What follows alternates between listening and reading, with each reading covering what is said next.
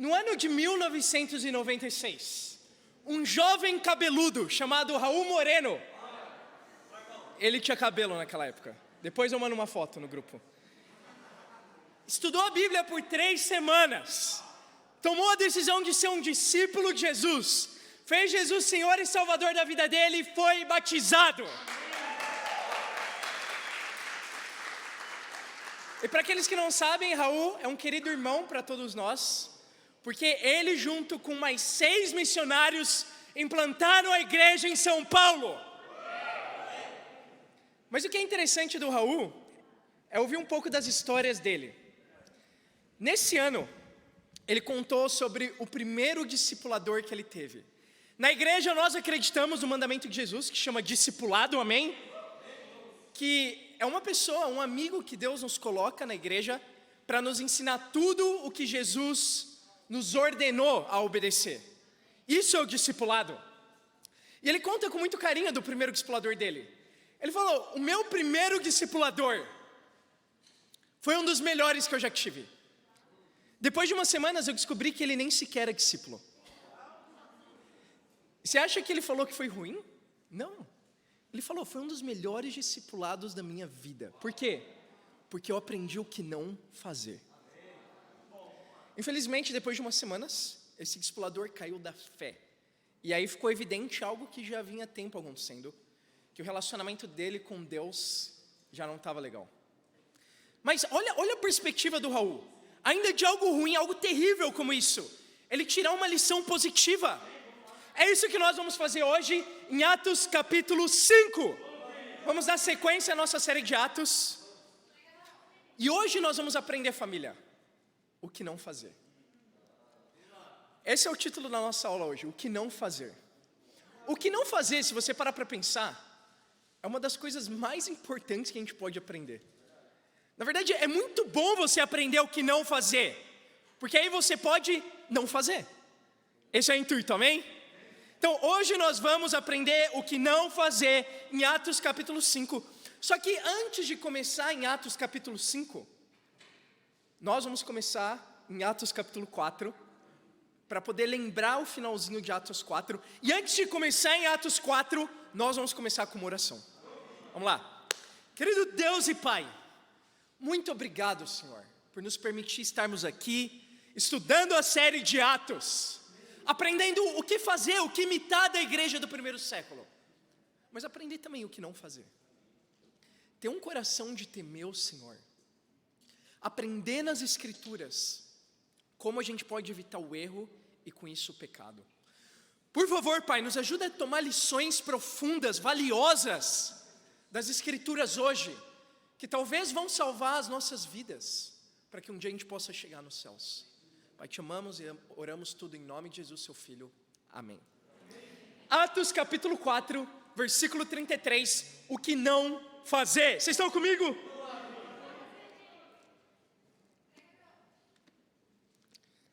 Atos 4, 33.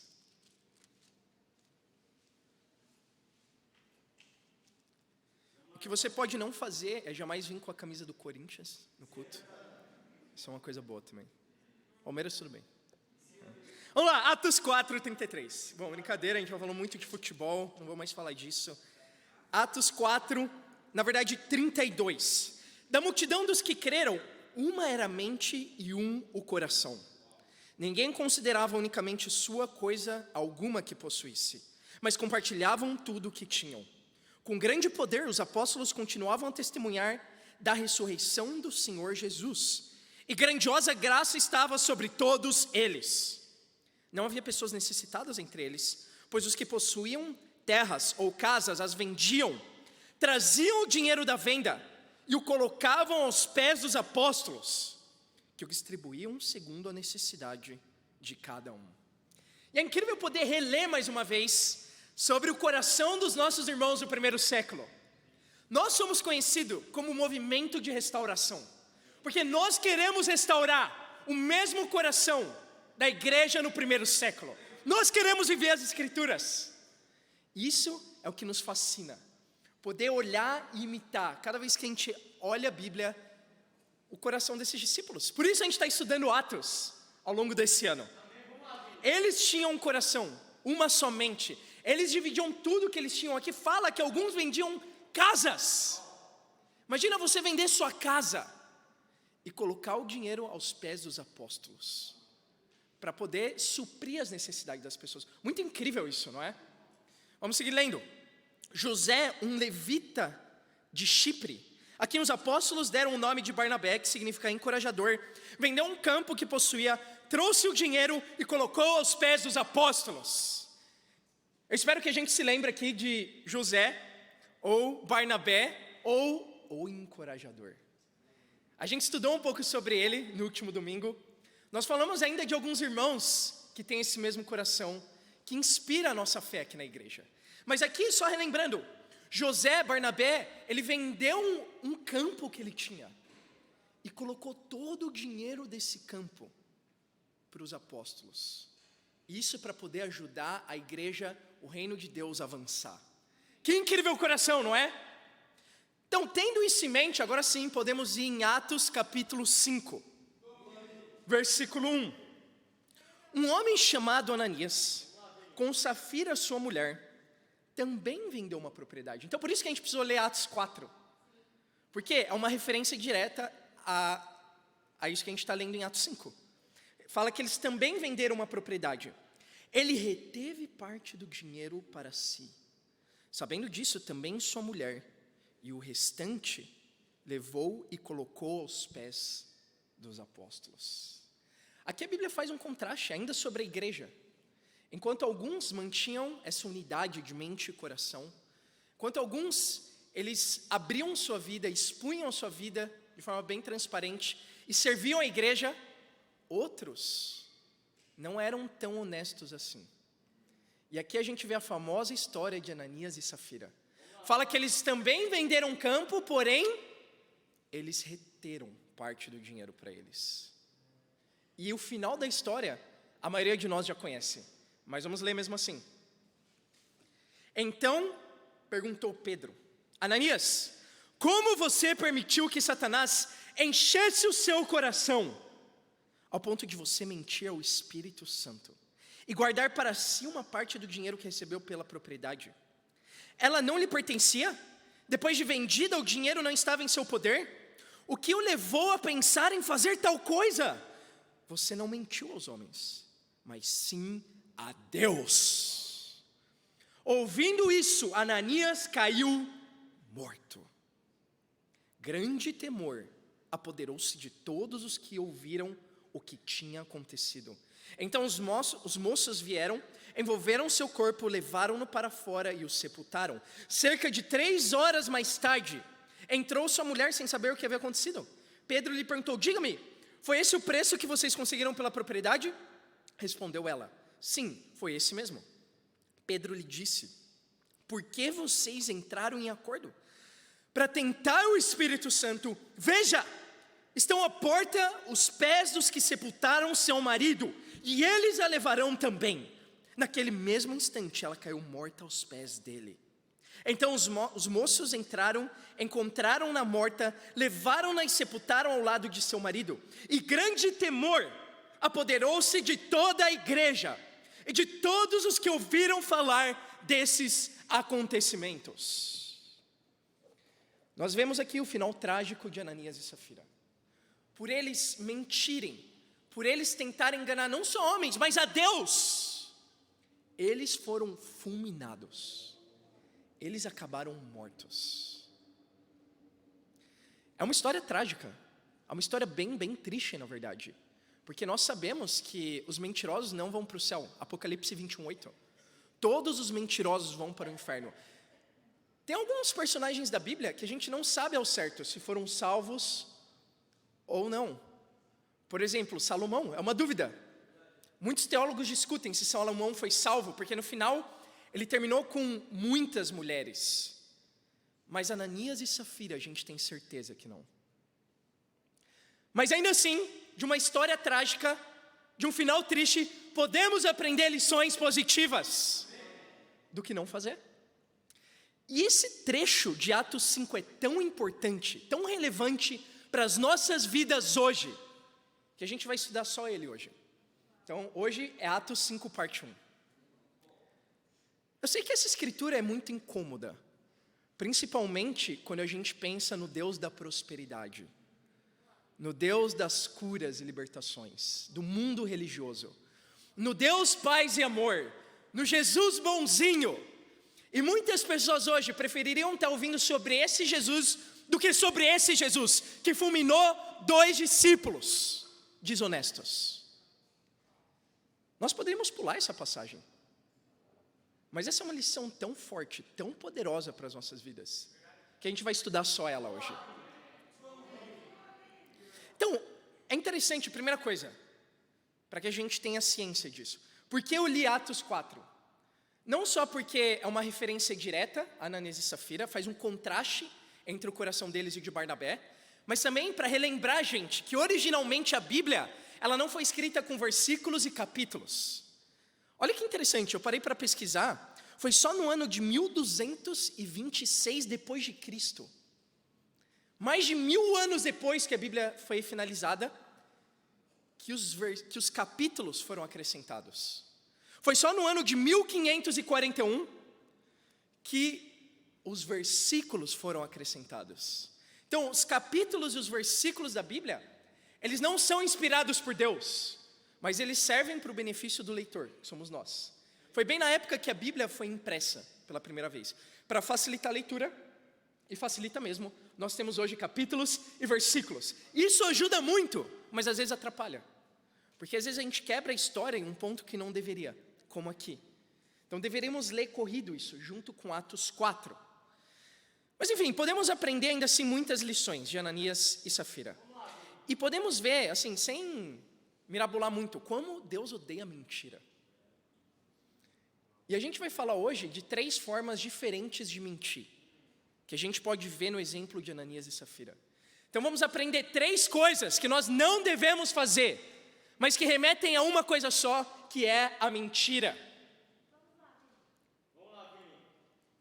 Primeira forma de mentir, primeira coisa que devemos não fazer, se chama artificialidade. Falamos um pouco disso ontem, amém? Na reunião dos integrais. Mas é um conceito muito importante para a gente ter em mente. A mentira de Ananias e Safira começa muito antes deles mentirem na cara dura, de fato. Começa muito antes deles terem falado para Pedro e para os discípulos que eles tinham dado tudo, que eles tinham ganhado pelo campo, quando na verdade eles não tinham.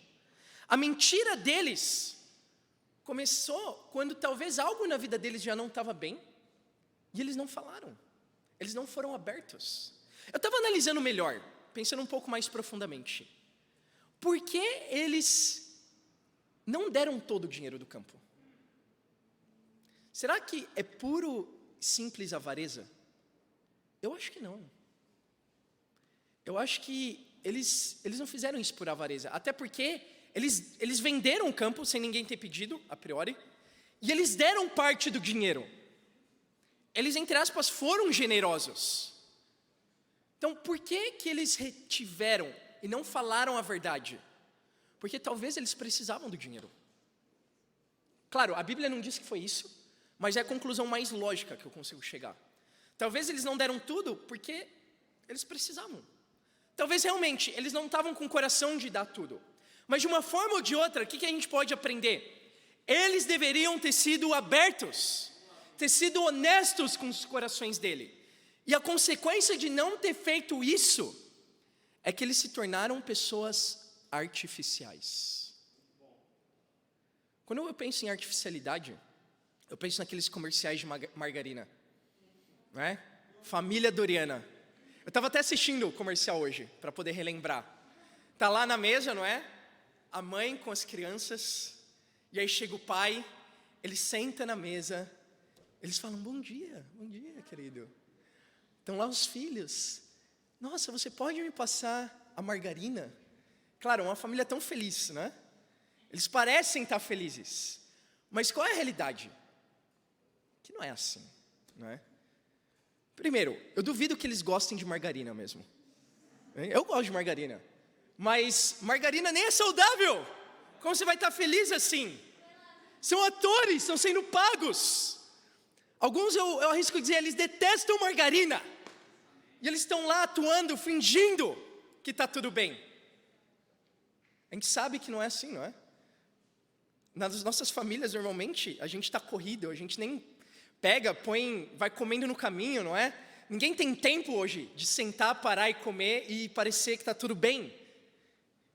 Mas é assim a família doriana.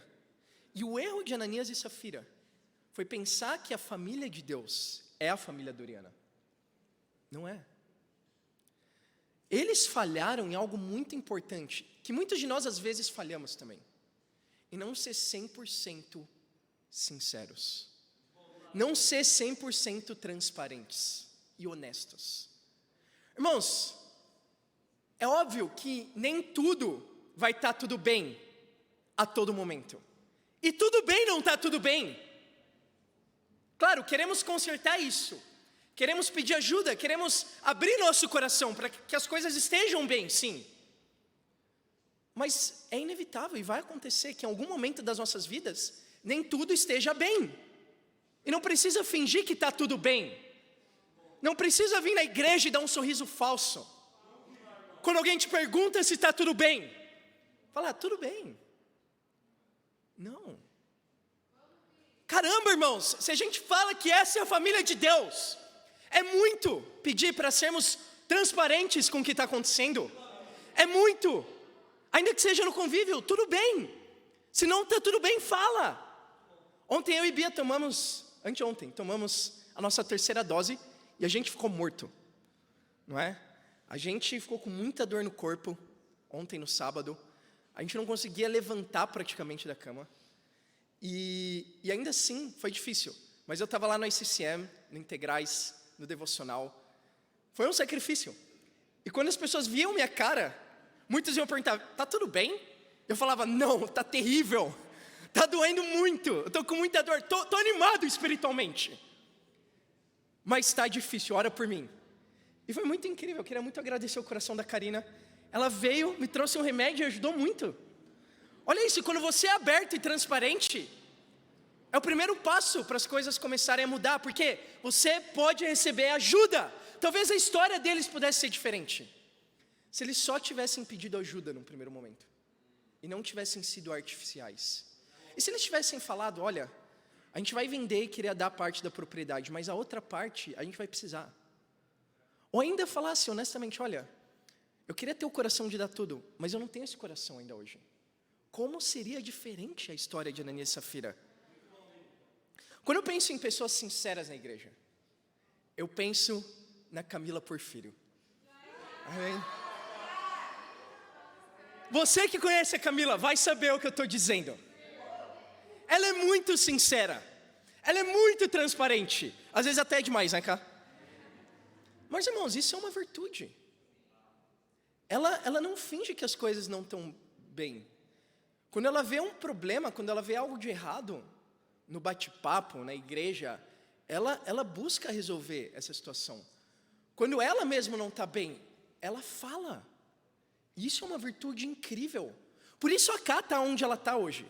Sim, ela passou por tempos difíceis, nesses anos como discípula. Ela teve lutas, como todos nós temos luta. A diferença é que ela foi honesta. Ela foi transparente. E por isso, irmãs puderam entrar no coração dela e ajudar ela espiritualmente. Então, Cá, você é um exemplo para todos nós. Podemos ser uma família de verdade. E é isso que a Bíblia nos chama a ser. Eu penso ainda em 2 Coríntios 9:7, não precisa ir lá. Mas fala, cada um conforme determinou em seu coração. Não com pesar ou por obrigação, pois Deus ama quem dá com alegria. O que Deus espera da gente não é um coração artificial, mas é um coração alegre. Um coração alegre para poder dar para Deus, servir para Deus. Se alguém te chama a fazer algo na igreja, se alguém te desafia em algo, não precisa fingir que você concordou e depois falar pelas costas. Não precisa dar um sorrisinho e querer agradar a outra pessoa só. Porque você só está enganando você mesmo. com essa artificialidade. Não queremos pessoas artificiais na igreja. Queremos pessoas reais, amém? Queremos pessoas que querem dar com alegria. E ainda se o seu coração não está alegre, fala para receber ajuda, discipulado, para que você se arrependa do que está errado. Porque algo está errado, sem dúvida, se o seu coração não está alegre. Mas esse é o primeiro passo para sair da mentira. A mentira da artificialidade. Segunda mentira, a mentira da manipulação. Ananias e Safira manipularam.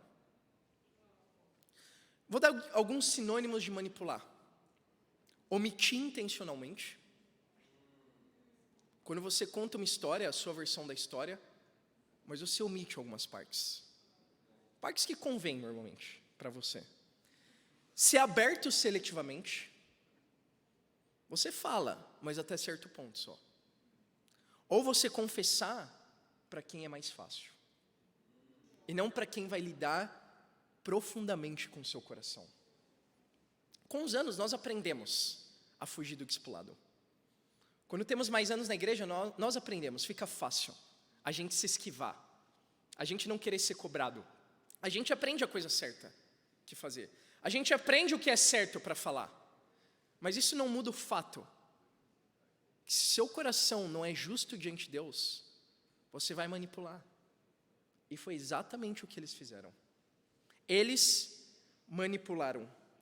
Eles queriam dar a impressão que estava tudo bem, e eles venderam o campo e deram parte. Eles omitiram a outra parte. Eles fizeram um acordo entre eles. Está aí a manipulação. Você pode dar desculpa que você quiser. Mas se a gente continuar fazendo essas coisas, de omitir, ser aberto seletivamente, para quem convém, a gente está manipulando sim. Manipulação é mentira sim. E enquanto você manipula pessoas, Satanás manipula você. Pedro pergunta: Ananias, como você permitiu que Satanás enchesse o seu coração? Do que nós vamos estar cheios hoje? Do Espírito de Deus ou do Espírito de Satanás? Vamos estar cheios hoje de verdade, sinceridade, honestidade ou de manipulação? Engano. Manipular é falar a verdade com resquícios de mentira. É o que a serpente fez no Éden. Manipular é transformar a artificialidade em um produto que você quer que as pessoas comprem. É você intencionalmente querer vender a sua artificialidade, levar ela para um outro estágio. Manipular parece astúcia. Você fala, nossa, a pessoa tem que ser muito inteligente para manipular. Mas a verdade não, manipular é só burrice mesmo. Por quê? Não mentimos a homens, mentimos a Deus. É isso que diz aqui, no versículo 4. Manipular, mentir, é burrice. Porque no final vai ferir só você e o seu relacionamento com Deus. Manipular só mostra quanto você não teme a Deus. O irmão que me inspira muito chama Henrique Borges. Henrique Borges é incrível. Ele tem um coração de ouro. Claro, quando a gente discipula alguém, a gente quer cuidar de toda a nossa linha de discipulado, não é? E eu discipulo o Lucas, que discipulou o Henrique Borges. Não é? E a gente sempre pergunta, como estão as pessoas, né, que cada um cuida. E o Lucas sempre me fala bem do Henrique. Ele fala, nossa, o Henrique tem um coração incrível. Ainda na área de confessar. Porque ele não confessa pecado só. Ele confessa ainda a tentação. Ele fala, nossa Lucas, eu estava andando no metrô e eu fiquei tentado numa situação, passou isso na minha mente, eu acho que eu não pequei, mas eu queria falar isso para você. Isso é o oposto da manipulação. Isso é honestidade total, transparência total. Isso é Henrique Borges, amém? O desafio para nós, irmãos, é mais do que ser aberto. É falar a verdade. Falar a verdade para quem é mais difícil ainda, mas quem pode mais ajudar seu coração. Falar a verdade, não só parte da verdade, mas toda a verdade. Falar a verdade por temor a Deus. Fale a verdade. E a terceira forma de mentir é a mentira propriamente dito. É a mentira na cara dura, que é o que Safira faz no versículo 8. Pedro pergunta para ela: foi esse o preço que vocês conseguiram pela propriedade? E ela falou: sim, foi esse mesmo. Ela mentiu aqui sem escrúpulos. Ela falou que sim, quando na verdade a resposta era não. E é assim que o pecado ele age na nossa vida. É sempre escalonando mais e mais. Isso serve para o pecado sexual. Se você não se arrepende, se você não é urgente, esse pecado ele progride. Começa com pensamentos luxuriosos, e aí vem masturbação, pornografia, imoralidade.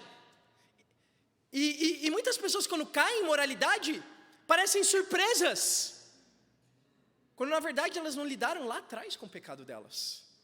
Isso serve para amargura. Ficamos com leve desconforto no começo, e aí isso vai progredindo. Depois, sempre que a gente pensa numa pessoa, a gente começa a ficar com raiva.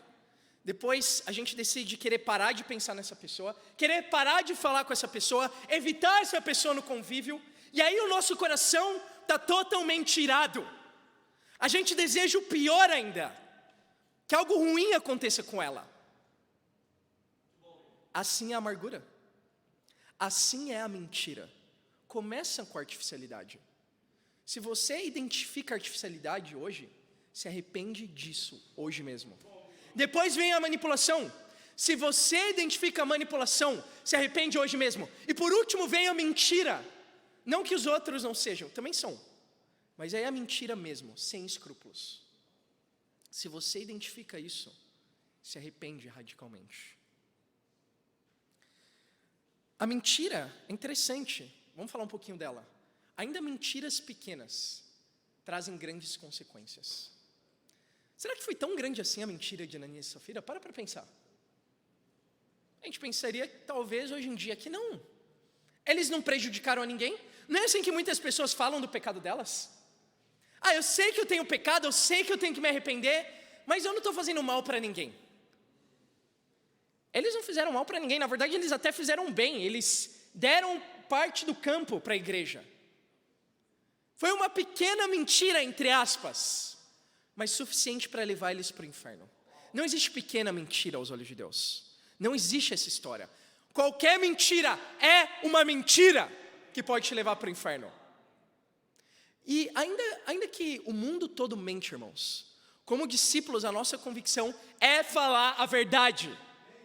Só que vai acontecer ainda com nós, de algumas vezes, a gente cair na cilada de Satanás e mentir. Eu queria ser honesto com vocês, e me dá vergonha falar disso, mas aconteceu comigo essa semana. Falar uma pequena mentira. Estávamos procurando por hotéis, né, por lugares para a gente poder se reunir com a igreja. E indo em um desses lugares, a moça me perguntou, e normalmente hotéis para reunir toda a igreja, para fazer uma conferência, são hotéis de mais alto nível, não é? Esses hotéis que aportam eventos, conferências. E em um desses hotéis, a mulher perguntou para mim e para a Bia, vocês eram de carro? Eu estava lá, caramba, a gente veio de metrozão aí, legal. A gente é missionário, não tem carro, tem uma bike, né? Mas irmãos, para minha vergonha, eu pensei mais na minha imagem do que na verdade, né? E eu quis manipular a situação. Assim, não é que eu premeditei isso, mas naquele segundo foi o que eu fiz. Eu falei, não, a gente vai voltar de Uber. E daí, saindo do hotel, eu pensei, não, a gente não vai voltar de Uber, porque é muito mais barato de metrô. Está aqui do lado já o metrô. Mas aí caiu a ficha, nossa, o que eu fiz foi mentira. Eu fiquei muito triste com o meu coração. O primeiro momento foi lutar para negar que isso foi mentira. Foi falar, não, eu pensei realmente em pegar um Uber. Mas sabe quando você começa a ficar sem ter para onde sair? E foi aí que eu me encontrei. No dia seguinte eu tive tempo de discipulado com o Raul. E eu falei, Raul, eu menti. Eu não quero explicar, não quero me justificar, foi isso que aconteceu. E eu sinto muita vergonha disso. E foi bom, ele me discipulou meu coração. É algo que eu não quero deixar acontecer, para que não se torne nunca o meu caráter. Eu tomo muito cuidado para não deixar isso acontecer. Eu sempre prezo em falar a verdade, mas aconteceu comigo, irmãos. Pode ser que isso aconteça com alguns de nós aqui também. E ainda que um discípulo minta, ele fala a verdade, ele é aberto, e não importa com quem. Se você mentiu para sua esposa, você fala a verdade para sua esposa. Se você mentiu para o seu chefe, você se arrepende e fala a verdade para o seu chefe, para o seu professor. E é vergonhoso, é verdade, é uma vergonha. Sim, temos que arcar ainda com as consequências, muito provavelmente. Talvez por mentir você pode ser demitido do seu trabalho. Talvez se você mentiu na sua faculdade, você pode reprovar na matéria, tirar um 0. Talvez seu casamento pode ficar em apuros por uma mentira. Pode causar muita dor, muito dano. Mas ainda assim é o certo. E ainda quando a gente mente, a gente fica triste em ver nosso coração. E a gente fala a verdade. Vocês estão comigo? E para falar a verdade, não existe nenhum sentimento melhor do que o arrependimento. Quando a gente fala a verdade. Porque uma mentira, quando ela é armazenada dentro de nós, ela nos faz pesado. Quando a gente olha no convívio e vê alguém muito estranho, com a feição fechada, muito isolado, é quase certo que tem pecado escondido.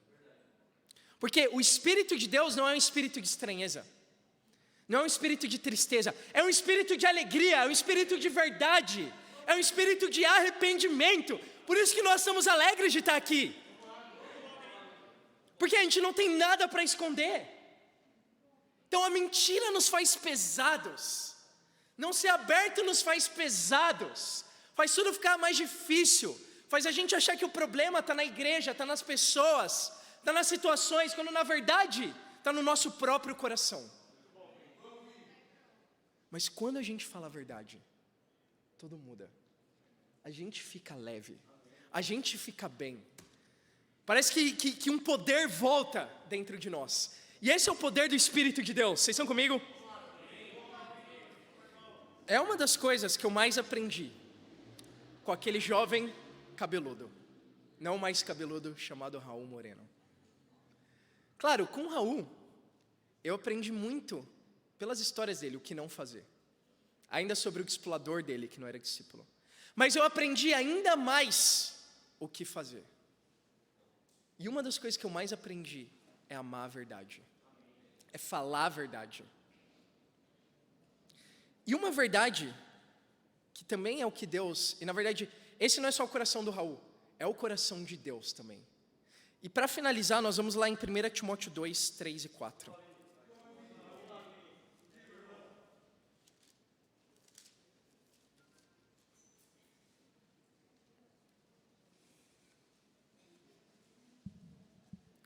Primeira Timóteo 2, versículo 3, versículo 4. Isso é bom e agradável perante Deus, nosso Salvador, que deseja que todos os homens sejam salvos e cheguem ao conhecimento da verdade. Então hoje, apesar do título ser o que não fazer, e apesar de termos falado a maior parte do tempo que não fazer, o que não fazer? Não minta. Mas vamos terminar aqui de uma forma inspiradora, falando o que fazer. Porque é importante falar o que fazer também. É o que eu aprendi do coração do Raul, mas é o que podemos aprender do coração de Deus. O que Deus quer que a gente faça? Que cada pessoa no mundo seja salva e chegue ao conhecimento da verdade. Falamos muito sobre a mentira, mas o que Deus quer é a verdade, é que a verdade seja pregada, que a verdade alcance pessoas. Irmãos, como fazer isso? Como levar a verdade a todo mundo? Precisamos de inspiração, não é verdade? A verdade por si só, ela é sim poderosa, mas a verdade atrelada ao amor, atrelada à fé, atrelada à inspiração, ela alcança muito mais longe. E qual é a verdade? Eu queria dar um anúncio muito especial para a igreja aqui, do que vai acontecer, anota aí já, do dia 15 ao dia 17 de abril. Nós vamos ter uma conferência aqui na igreja.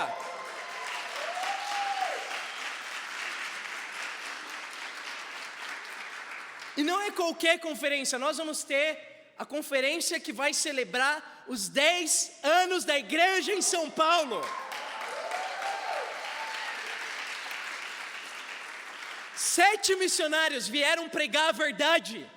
Desses 7 missionários, agora somos 340 em São Paulo, somos 60 no Rio de Janeiro, multiplicamos em várias regiões, temos a região leste, temos a região ABC, a região Supernova, temos Campinas, temos a região oeste, temos a região sul, e se Deus permitir, em abril, vamos implantar São Carlos.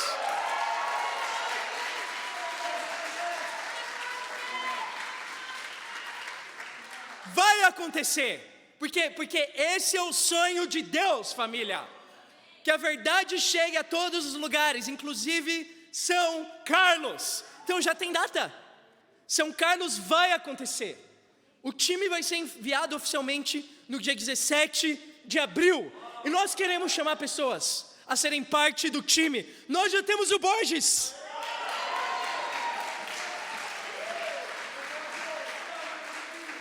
E me inspira muito o coração dele, porque o time começou só com ele, na verdade. Ele chegou semana passada e falou: Vini, eu passei na transferência para USP São Carlos. Eu não tenho nenhum plano, eu posso ficar 2 meses com a sua avó. Mas o meu plano é ir lá evangelizar em São Carlos. Ele falou: eu não queria falar para ninguém que eu ia fazer transferência, porque eu queria ver se ia dar certo primeiro. Mas agora eu queria pedir conselho, só que eu preciso responder hoje. Irmãos, eu estava com um pouco de falta de fé no meu coração, um pouco confuso, quando enviar o time, como enviar. Mas eu pensei, caramba, o que vai acontecer com o Borges?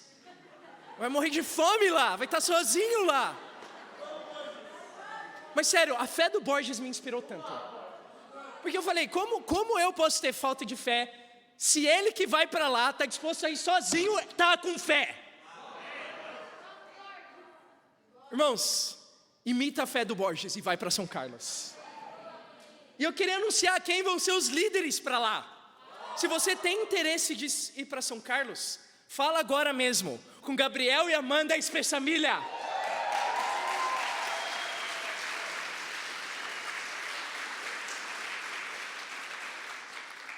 Vai ser muito especial, eles vão ser apontados como evangelista e conselheira de mulheres na conferência, e eles vão liderar o time para lá. Não só isso, vamos ter a formatura do ICCM na conferência. Então muitos aí vão se formar na faculdade que a gente tem aqui na igreja. E não só isso, vamos ter todos os líderes da América Latina praticamente, aqui em São Paulo. Vamos ter Danilo e Carol, vamos ter Túlio e Vaitza, vamos ter Caio e Carol que lideram a igreja do Rio.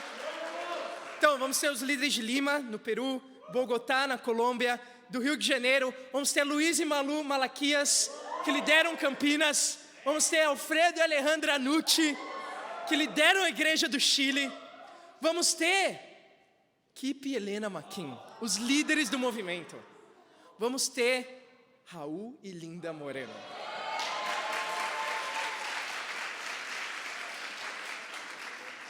E vamos ter também Nick e Denise Borgieri, que lideram o Mercy em todo o movimento. Irmãos, olha que incrível que Deus está fazendo. Mas, claro, a cereja do bolo vai ser ver os batismos. E vamos trabalhar duro para que essa conferência não seja só uma conferência de celebrações, uma conferência num hotel legal, uma conferência com uma formatura. Não, essa conferência vai ser só uma conferência religiosa, se a gente não vir salvação lá. Então, vamos ter fé, vamos acreditar. Eu quero chamar aqui cada bate-papo a estabelecer a meta de dar um fruto até a conferência, para que essa conferência inspire a fé dos discípulos, para a gente poder chegar a todas as nações. E claro, para que pessoas sejam salvas, que é o que mais importa. Irmãos, que extraordinário vai ser. Hoje nós vimos o que não fazer, em conclusão. Não minta, mas o que fazer? Pregue a verdade, ame a verdade. Quando amamos a verdade, e é isso que nós amamos como igreja, a verdade. Deus, Ele abre portas extraordinárias, como a que Ele está abrindo agora. Então vamos ter a conferência, vamos ter várias pessoas aqui, vamos ter o envio da missão, vamos ter batismos, e todos nós vamos sair cheios de temor de Deus, não porque alguém vai morrer, como em Atos 5, mas porque muitas pessoas vão ser salvas. E para Deus seja glória, amém.